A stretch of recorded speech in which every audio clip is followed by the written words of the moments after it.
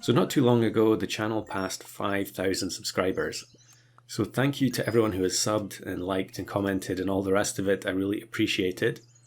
It is kind of strange that the channel is still going this many years later. But I guess, as long as they're putting out new pets and making improvements to the game, I'm probably still going to keep uploading.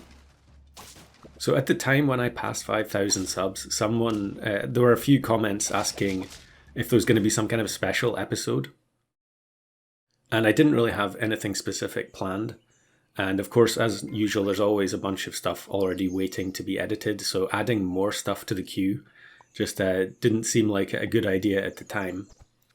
However, I had a look over the footage that's still waiting to be uploaded. Some of it is quite old, as you can see from this particular run, which is from January this year. I felt like it made sense to do a bunch of compilation episodes of 5 of a kinds. I mean, 5k divided by 1,000 is 5, so it seems fitting. And also it would be nice to get some of these runs uploaded before 2025. So yeah, this one is from the weekly pack from the 1st of January, which if you have a good memory, you'll know that that is the weekly that I created. And it was pretty decent for going for 5 of a kinds. There was a couple of different methods. But yeah, I think what I'm going to do is I'm going to split up this special into a bunch of separate episodes. So we'll focus on one particular pack. And I guess weekly and customs are going to be separate videos themselves.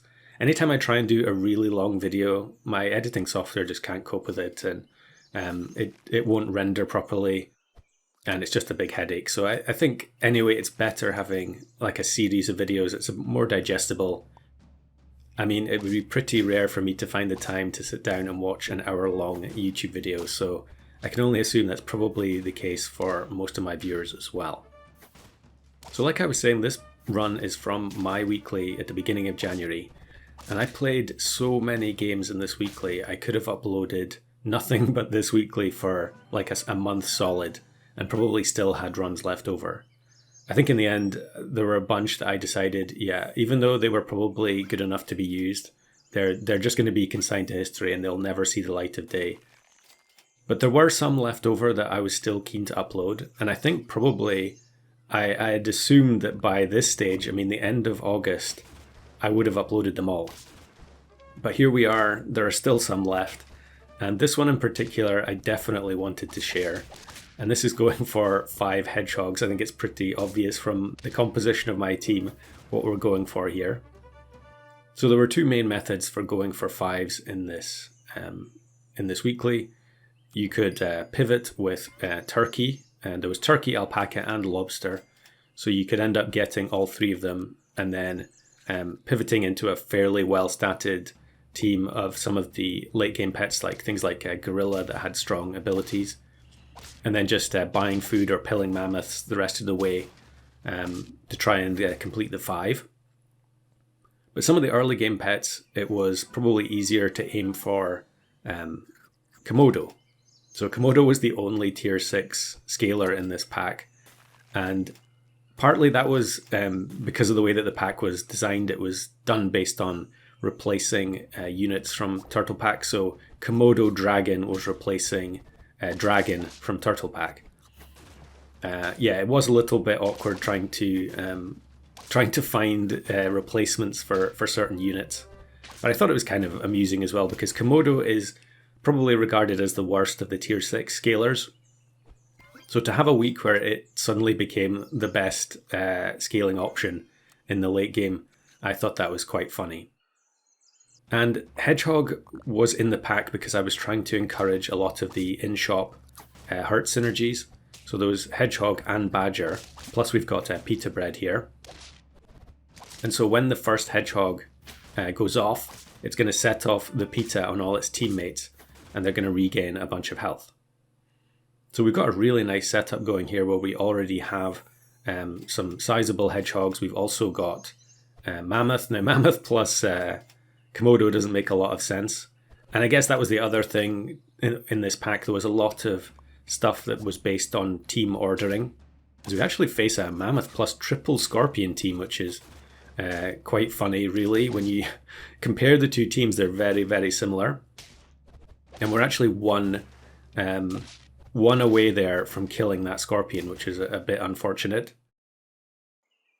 But yeah, there was a lot of stuff in this pack that depended on sequencing. And so having Komodo was like a real genuine drawback, even though it was one of the best scaling option in the late game.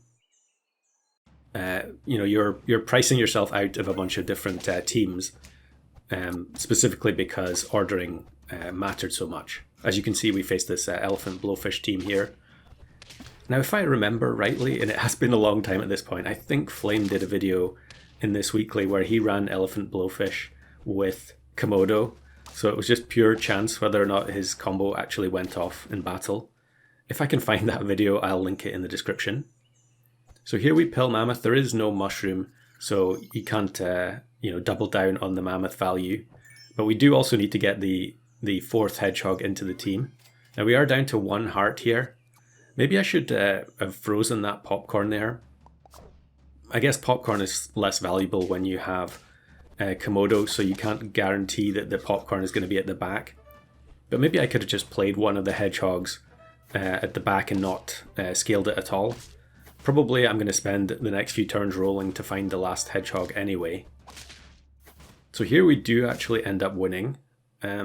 We have obviously drawn a bunch of rounds, so we are going quite deep into the later turns.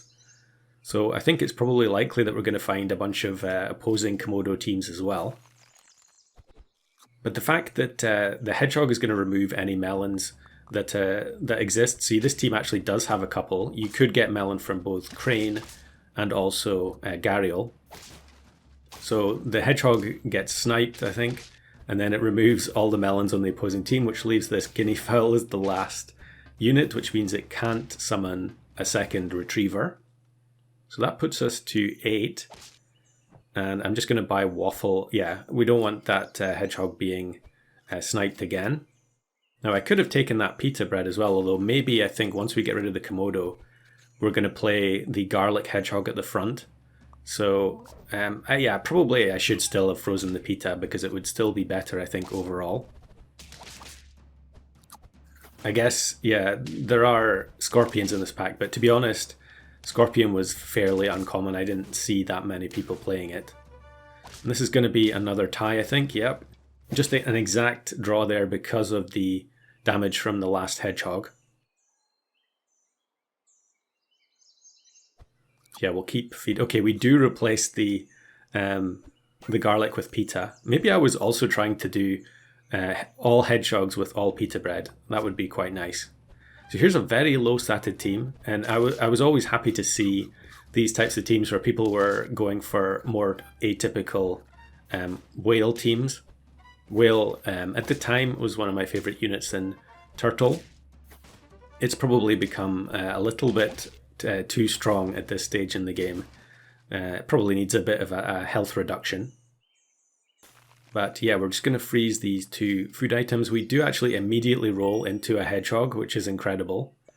Now, the decision here is whether or not to play the weak hedgehog at the front, or yeah, play it at the back, and then am I rolling down for popcorn here? Yeah, I think I was just rolling for popcorn there. I'm not sure what I was even thinking about the garlic for, because a garlic on a 2 HP unit is going to do absolutely nothing. And in the end, I do decide to put the weakest hedgehog to the front, or do I? The thing is, if I put it at the back, it's going to immediately trigger from the first hedgehog blast anyway. Now look at this, it's level 3 lynx, level 3 parrot. All of the pita breads get activated immediately.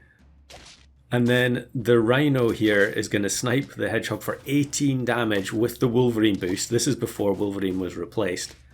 And I think you can see what's going to happen here. They have the bee on the badger at the back. Maybe I was rolling down looking for honey, and we end up losing to a bee on turn 19. That was painful. But I did think it was quite an amusing battle. So yeah, I really wanted to upload that one, even though it ended up being a loss. So to make up for it, here is a bonus clip from the same weekly. We've got 5 hares. Again, they were scaled with komodo. And they have a bunch of different equipment. Sometimes it's just going to get overwritten anyway, but if there's a bunch of starter battle snipes, it is worth having the pita breads and potatoes, etc. And in the end, we face a fairly weak-looking team, probably relying a bit too much on the level 3 skunk there, which isn't going to do a whole lot against a wide-scaled board. So yeah, those 2 runs are very old. This one is much more recent. This is from the Mirror Weekly. And I did mention in the last Mirror Weekly video that there was probably only going to be one more video from that pack, based around the search for the giant-eyed dog. But it looks like we're getting an extra one in here. So this is going for 5 swans. Now I did upload a 5 dromedary run. I'll link that in the description if you didn't see it. Probably a lot more interesting than 5 swans. 5 swans, any of the gold pets to be honest, are kind of like, they're very comfy 5 of a kinds to go for. Because as long as you get a half decent start, we've got 3 hearts here, turn 7. We've got some decent stats and equipment on our existing swans. There's almost a sense of inevitability that you're just going to be okay, because having so much extra gold per turn just completely changes the game, to the point that you're defeating the shop RNG by having so much gold. So we end up finding 3 crows here, and I do end up greeding rolling for the pill. So now we can grab the crows. I think I'm going to sell them separately. Maybe I could have leveled them up on turn 9 and then potentially sold them for to instant level 2 a Quetzalcoatl, for instance. But probably not really necessary given the extra gold we have. We're getting 4 extra gold per turn, and then we can sell the crow here, and we've got triple chocolate. So we take 1 level up and we actually get Quetzal immediately. So that's going to let us instant level a bunch of other swans. And I think there I just sold a giraffe to make sure that the Quetzal chocolate goes straight onto the swans and isn't potentially wasted on the giraffe. Didn't actually need to sell the stingray there. I'm not sure why I did that. With stingray being tier 5, it's guaranteed that Quetzal's going to miss it anyway. So yeah, maybe just muscle memory from selling too many stingrays in the past. We still win anyway though. And definitely freeze turtle and get melon onto the second swan immediately. But now we can take cow, and I think probably I'm going to end up just keeping the cow here. With so much extra gold, we're that much more likely to find the level up on the cow and then find a bunch of waffles, at which point the scaling just goes wild. Okay, we're actually going to sell the cow and take the blue-ringed octopus instead. I guess you could say the same thing about blue-ringed octo, that with so much extra gold it just becomes that much better. Maybe I'll sell it if I find another cow. You do have such a degree of freedom when you have this much gold, although actually here we are going to lose. So yeah, there is a point at which you have to just stop greeding and be a bit more conservative. So I actually skip the free shoe bill there, and then we'll freeze the swan, because we don't need to use the swan to level up the other swan, because Quetzal's going to do it for us. And maybe we'll keep the second Quetzal as well. We do get a chocolate, so yeah, I should just use the chocolate on the level 3, which guarantees the one at the front will take all of the chocolate buffs. And then the second Quetzal wasn't really necessary, but I guess it's a +1/1 anyway. And one of the issues that 5s had in this particular weekly was the fact that there was Caterpillar. So although, a lot of these 5s, you end up with a bunch of units that have no in-battle ability, but then, so your greatest strength is the fact that you have like a 50-50 unit, but then the opposing team can just steal it with Caterpillar. So yeah, it is a little bit of a risk just playing for purely stats in this particular pack, especially when there were ultra strong combos like Nyala, Mushroom, etc.